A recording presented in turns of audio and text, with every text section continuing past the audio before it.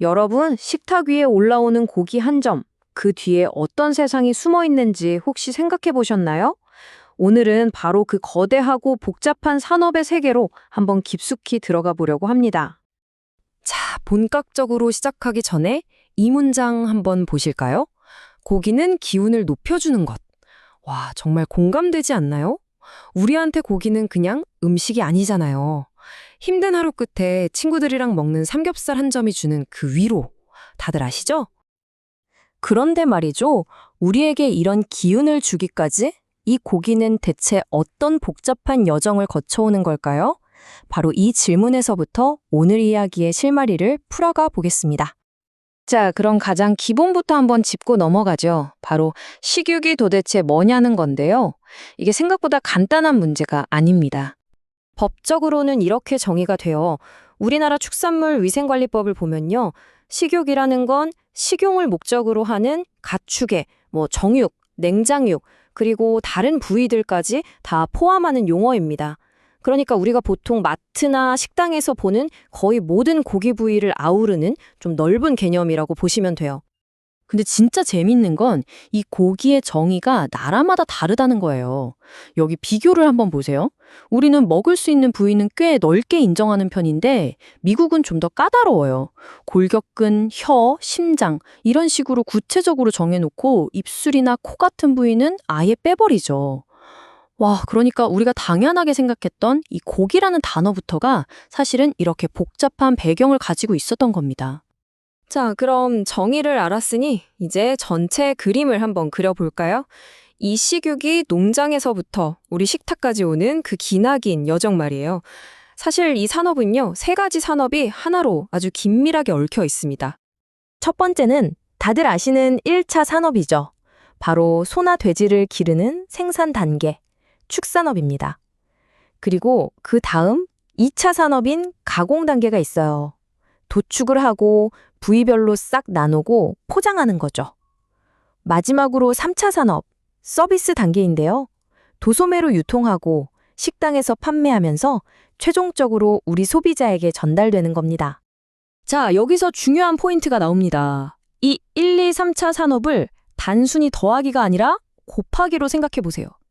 그래서 나온 개념이 바로 6차 산업입니다. 이게 무슨 말이냐면 생산, 가공, 서비스가 제각각 노는 게 아니라 마치 하나의 톱니바퀴처럼 딱 맞물려서 돌아가는 거대한 시스템이 될 때 그때 진짜 시너지가 폭발한다는 거죠. 이게 바로 오늘날 식육산업의 핵심입니다.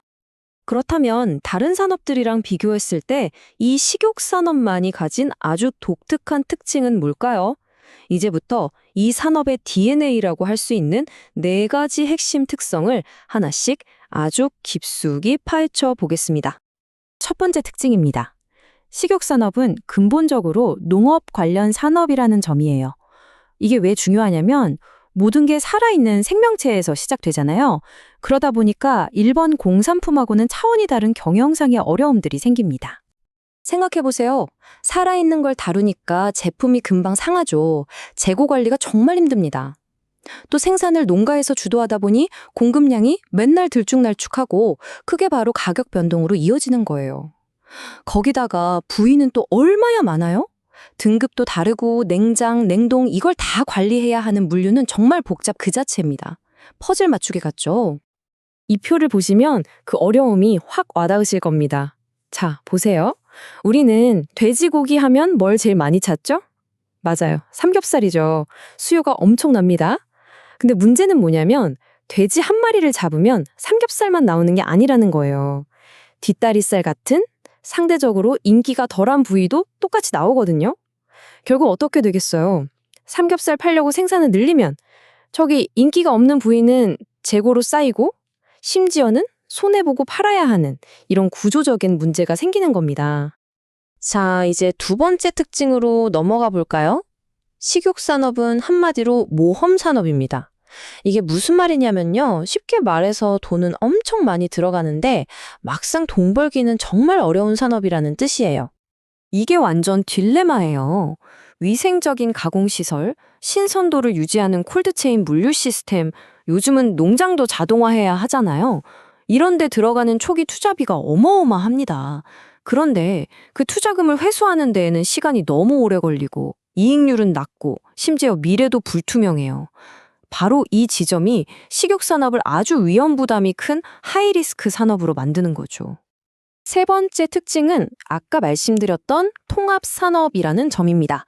다시 한번 강조하지만 1차, 2차, 3차 산업이 따로따로 움직이는 게 아니라 이 모든 게 수직적으로 쫙 통합될 때, 그때 비로소 최대의 경쟁력을 가질 수 있는 그런 구조라는 겁니다.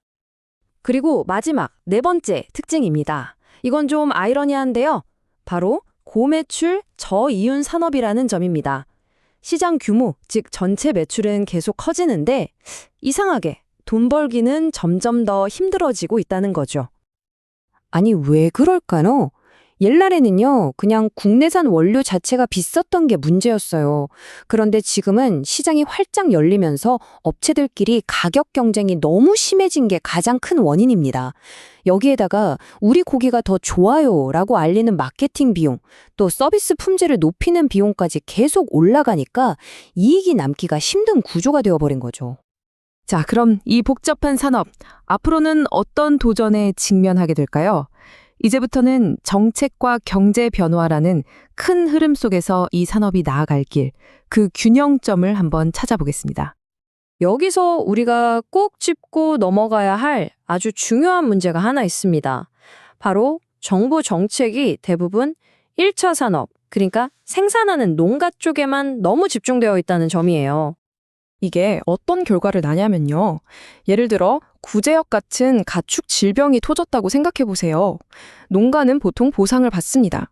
하지만 그 과정에서 공급이 끊기고 가격이 폭등하면서 생기는 피해는요. 고스란히 2차, 3차 산업, 즉 가공업체나 유통업체, 식당들이 다 떠안게 되는 구조예요.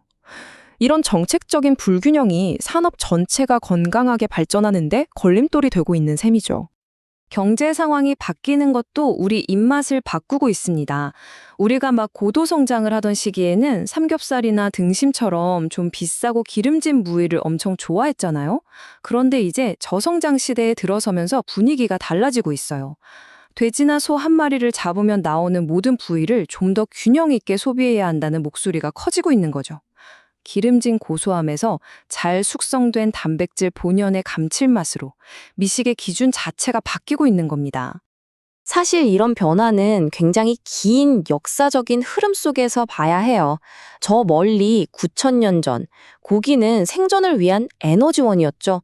그러다 2차 세계대전 이후에는 전 세계적으로 지방의 고소한 맛을 선호하는 시대로 바뀌었고요.